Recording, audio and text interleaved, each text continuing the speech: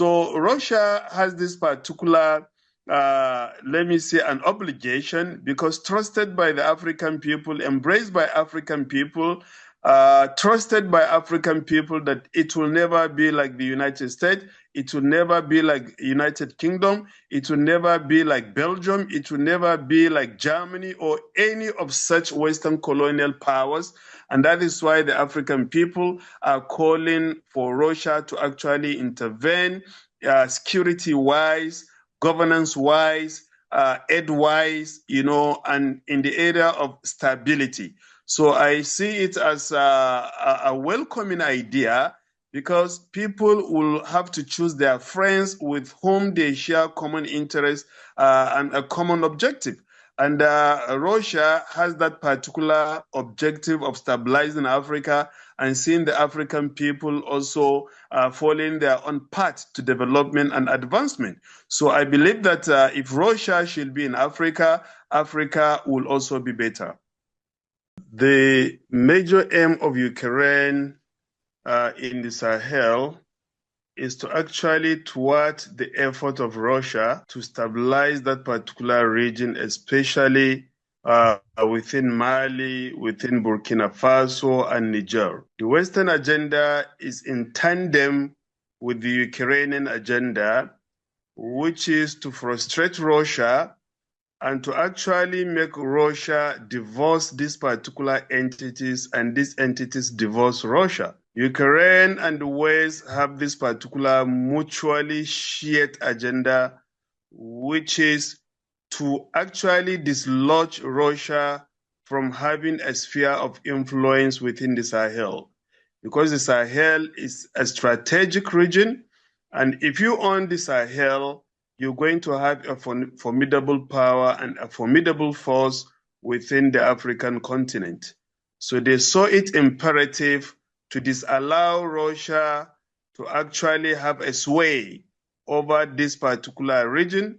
And that is why the perpetual igniting of conflict, terrorism, as well as rebellion within this particular region, so as to frustrate Russian effort in stabilizing this particular region. The states within the Sahel should actually come together.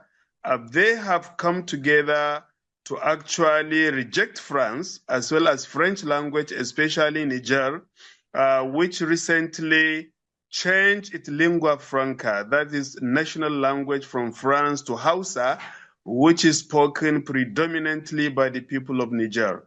So I believe the major aim of Ukraine is to actually frustrate Russia's action in trying to stabilize the Sahel, as well as have more allies in Africa, especially the western part of Africa.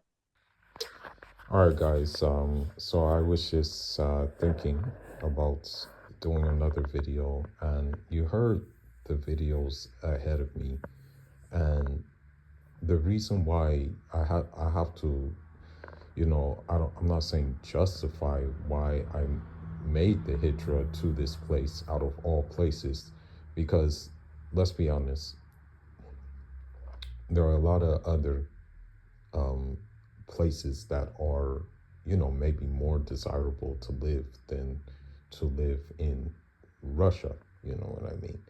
But I look at the situation ongoing in my region in Africa with the fact that, we have, and I want to stress this, we have historically aligned more with Russia ideology. What do they call that word? In terms of ideology, not necessarily the communism, not necessarily the Marxist Leninism, because the average African, if you ask him about Marxism, Leninist thought, and things like that, he ain't gonna really know how to give you a full-on, let's just say, a full-on technical explanation. But when I guess it comes to aspects of socialism, when it comes to aspects of social welfare, that's where we align, But as you've heard, gentleman say at the beginning that I wouldn't say it's an obligation for Russia. That's the one thing I wouldn't say. I wouldn't go that far because then it gives this sort of entitlement feeling like we're entitled to certain things because of the crap that we've been through. And I don't want to have that kind of I don't want to have that kind of train of thought where, where one feels that they're entitled based on the things that they went through. Although we have been through a lot, we have been through a lot. Okay. When I say a lot, all right, still going through a lot because of different kind of reports that I'm hearing coming out and things like that. As a matter of fact, one a lot of satchels of weapons, right? A lot of satchels of United States weapons are actually finding that are on the way into Ukraine, right? They're actually finding their way, ironically, I don't know how, but ironically, they're now finding their way into the Sahel, into these armed groups, okay? And when I say the Sahel, I also want to include Nigeria. Nigeria is a Sahelian state. That's why this brother is talking on behalf of the Sahel, although he is a professor at Abuja. When it comes to, let's say, Kano, Katsina, Kaduna, Borno, even Abuja,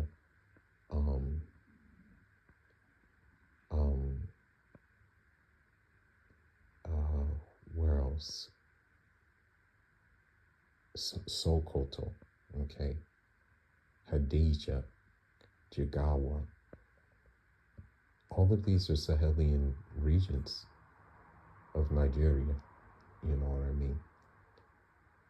It's in the Sahel, hence why Boko Haram mostly only operates there. Okay. It would be my hope, right? It would definitely be my hope for Nigeria, and I know this is a lot to ask for, but it would be my hope for Nigeria to actually get on board with the Alliance of the Sahel States. That would be my numero uno hope, but I doubt that happens. The president right now in Nigeria, Tinubu, while we're running away from France, this dude is running towards France, for whatever reason. But I chose Russia based on what that brother was saying at the beginning. Okay. In Trump's America, okay, I'm gonna be honest with you. Although Allah will protect you, Allah is the greatest of protectors.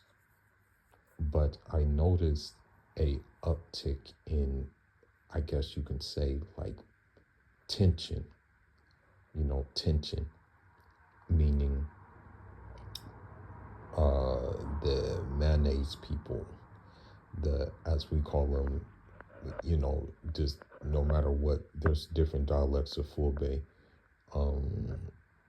that we can speak, but one of them is Denecho. That's one way to call them. And then another way is to call them Tubak. I'll just call them Tubak. I noticed that there was like a tension with the Tubak, the Tubak, that they were like, would stare at you, mean mug you, as if they wanted to do something, as if they wanted to just put their racism on display. And I will say this, and I know it's going to sound bad, but just because you see, like, let's say a white woman with a black man or a black woman with a white man, it doesn't mean that they still don't have, old habits die hard. That's the thing. Old habits die hard, you know. And me personally, I kind of got tired of being stared at, like I was something like crazy or something like that, It was just getting annoying. Now you would think that me going to Russia, out of all places, that I would be stared at. Not at all. It's crazy, maybe because I went to one of the Muslim majority areas of Russia, which is Tatarstan, and I do plan to stay here. Perhaps maybe later on I go to Sochi or Krasnodar, maybe, which is close to other Muslim regions as it is. I The only business I have in Moscow is there's a boxing gym there I will go to, inshallah, and maybe get some footage there of me training and stuff like that. And also I have to go to my embassy to actually greet His Excellency Abdullahi. I don't know his last name, but that's another story for another day. But anyhow,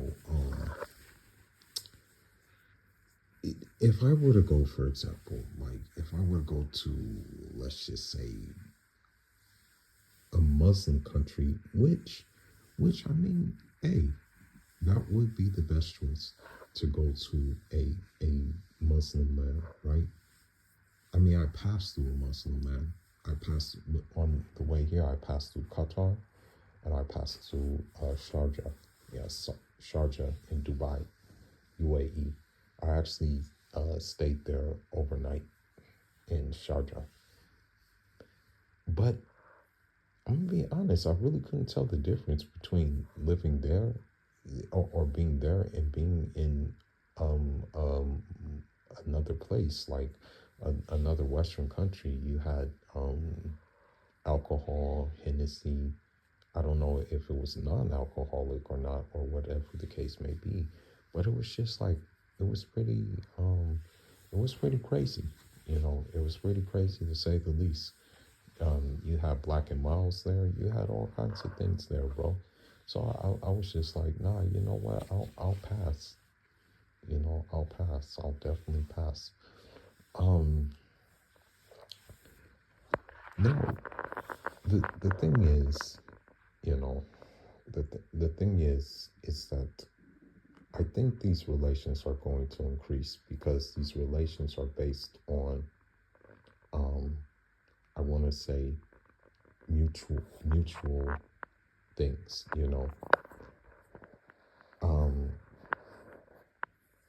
And so, with that being said, I think, like, the more that the African breaks away from the West, the more receptive that the East is going to be.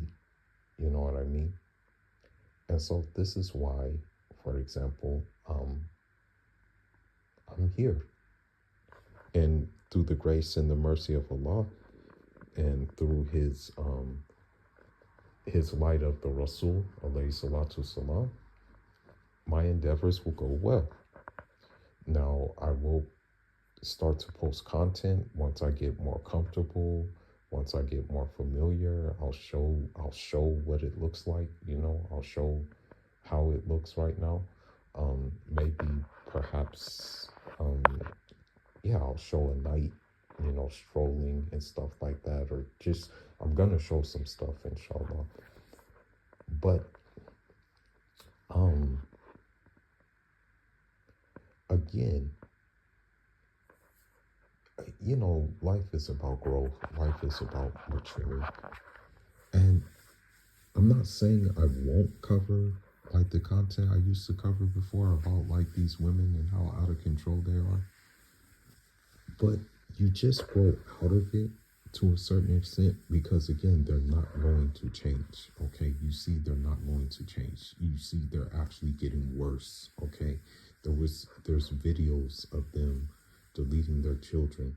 There's videos of them like now deleting their boyfriends and things like that. So that's what I'm saying. It's not going to get any better. Putting a light on it is not, it unfortunately has not changed things. So you you just have to now look at it as, hey, what am I going to do with myself in order to avoid these things? And I did what I thought was right, and that was get the hell out. And you know, with dua, perseverance, patience, the only time I will have to return there is to renew my passport and visit some people. Or the only time I'll have to return there two is maybe to cover an event, maybe to cover a boxing event, and then, or maybe to have a fight there or something like that, and then just take my butt right back. You know, that's what the goal is. You know, my goal is not to come back. Okay, my goal is not to come back. I do not want to go back there. Okay, I left behind a very, very bad situation. Okay, and it had nothing to do with women. I mean, in fact, I cut myself off from the women. You know, I cut myself off there. You know, they said, "Oh, you shouldn't generalize." Well, you guys on social media showing yourself doing certain things. I mean, it's fair enough to do a generalization. Now, some things that were interesting to me is that there was one guy who's Russian and ethnic Russian, Slavic Russian. He reached out to me and he said, "Hey, I'm a Pan-Africanist." And I'm like, "Huh?" Because they have Patrice Lumumba University here. As you see in the cover for this video, you know, they have a Patrice Lumumba University, which I will visit, you know, inshallah, and I will visit the Milcar Cabral Square as well.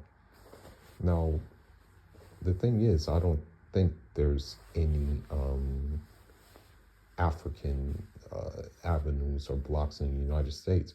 As a matter of fact, I think when someone named Jean-Jacques Dessalines Street in Harlem or something, there was an outcry from white people because of what he did, which was politically astute. You know, he did it for a right reason. It wasn't because he was just this like guy who was gun-ho crazy. You know, he had his reasons for doing it. But from this being said, it's a different energy here. I probably said it in a different video. And I plan to just embrace it, bro. Are there hurdles ahead? Yeah, probably so. Most definitely. But I mean, I don't think it would be immigration if it was meant to be easy. You know. So yeah. With that being said, you know, I just the Russian African relations influenced my decision. Perhaps maybe if I was Caribbean, I would go somewhere else.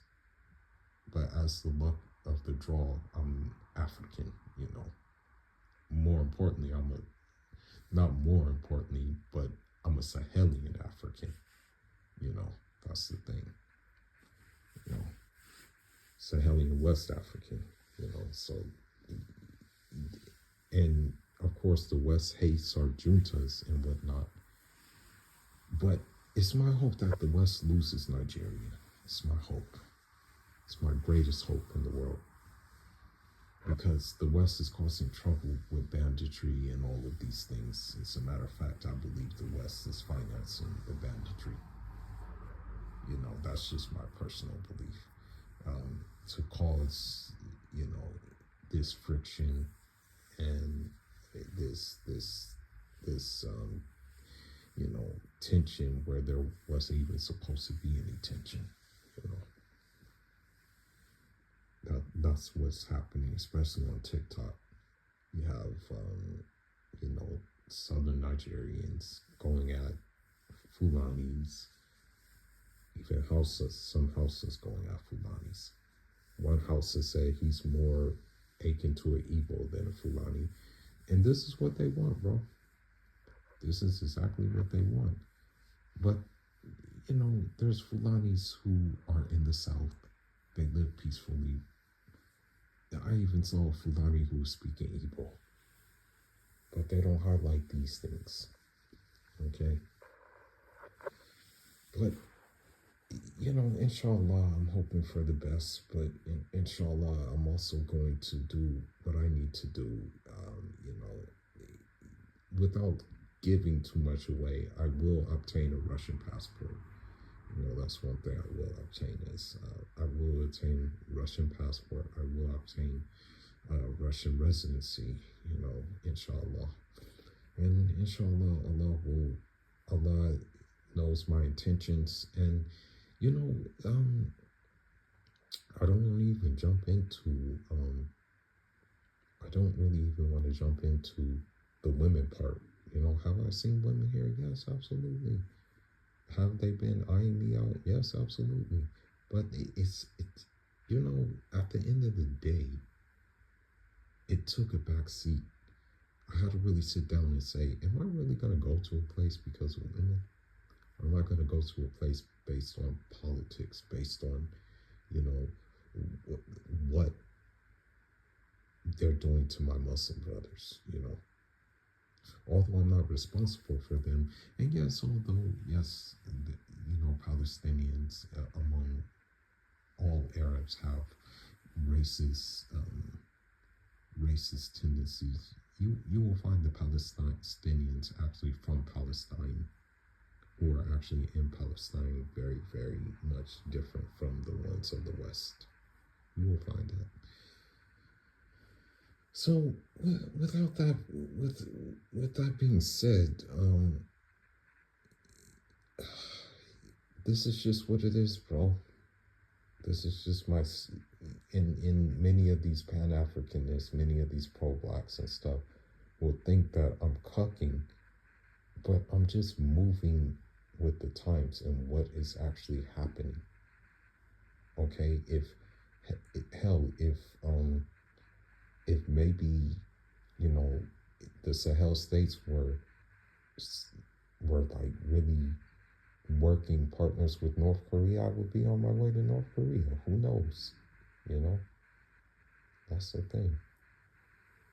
But we're doing our best to de-Westernize, bro. And I think part of the way for me to de-Westernize was to leave the West, which I have done.